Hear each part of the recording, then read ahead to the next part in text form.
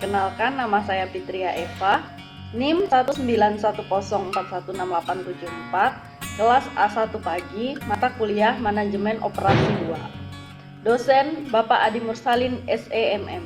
Sekarang saya akan membacakan ringkasan materi dari video yang telah dibagikan. Selamat menyaksikan. Ringkasan, tujuan pembelajaran.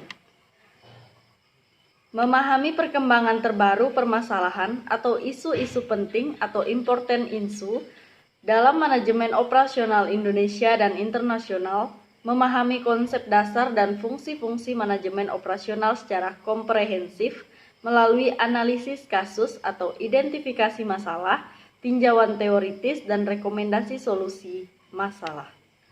Deskripsi isi.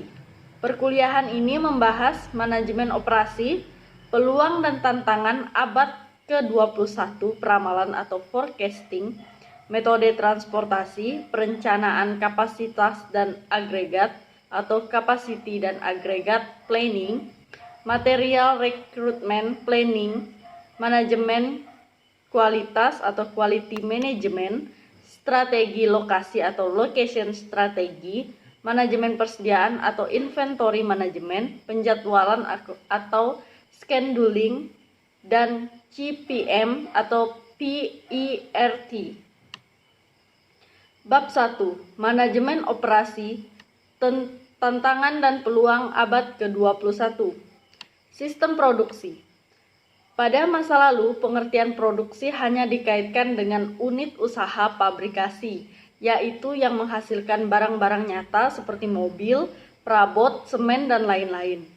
Pengertian produksi pada masa saat ini, produksi diartikan sebagai aktivitas yang ditunjukkan untuk meningkatkan nilai masukan atau input menjadi keluaran atau output.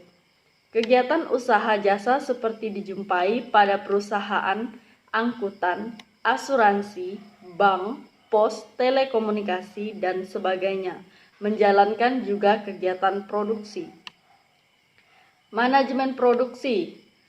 Dalam manajemen produksi ada beberapa faktor yang menjadi pengaruh. Faktor-faktor produksi yaitu yang pertama, material atau bahan, yang kedua, mesin atau peralatan, yang ketiga, manusia atau karyawan, yang keempat, modal atau uang, yang kelima, manajemen yang akan memfungsionalisasikan keempat faktor yang lain. Ukuran kinerja suatu sistem operasi dapat diukur dari yang pertama, ongkos produksi, yang kedua, kualitas produk atau jasa, yang ketiga, tingkat pelayanan. Ada 3 hal yang perlu diperhatikan. Yang pertama, fungsi manajemen operasi bertanggung jawab untuk mengelola departemen atau fungsi dalam organisasi yang memproduksi barang dan jasa. Yang kedua, sistem. Mengacu pada sistem transformasi yang memproduksi barang atau jasa, termasuk di dalamnya adalah membuat rancangan dan analisis operasi. Yang ketiga, keputusan. Menyatakan pengambilan keputusan sebagai unsur penting dalam manajemen operasional. Sasaran operasi yang ditetapkan sebagai kinerja pengukuran prestasi yaitu yang pertama, biaya, yang kedua, kualitas, yang ketiga, penyerahan dan fleksibilitas. Tujuan manajemen produksi. Tujuan dari manajemen produksi adalah memproduksi atau mengatur produk, barang-barang, dan jasa-jasa dalam jumlah, kualitas, harga, waktu, serta tempat tertentu sesuai dengan kebutuhan. Manajemen operasi dalam e-business.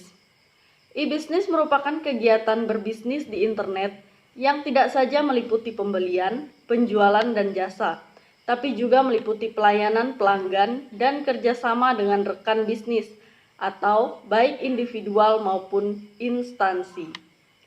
Fungsi e-business yaitu untuk mensupport bagian dari marketing, produksi, accounting, finance, and hukum resource management. 4 tahap evolusi e-business yaitu tahap improve, tahap automate, tahap integrate, tahap refinement. Topik-topik utama dalam manajemen operasional abad ke-21, peran baru manajemen proyek di abad 21, loyalitas baru, dan manajemen proyek. Kesimpulan dari materi di atas adalah sebagai berikut. Yang pertama, manajemen operasional adalah kegiatan untuk menciptakan nilai produk, baik berupa barang maupun jasa, melalui proses transformasi input menjadi output. Yang kedua, berlaku untuk berbagai macam produsen barang seperti elektronik, garmen, otomotif. Demikian pula berlaku juga bagi para produsen jasa seperti media massa, media hiburan, pendidikan, dan konsultan. Sekian bacaan ringkasan dari saya ucapkan terima kasih.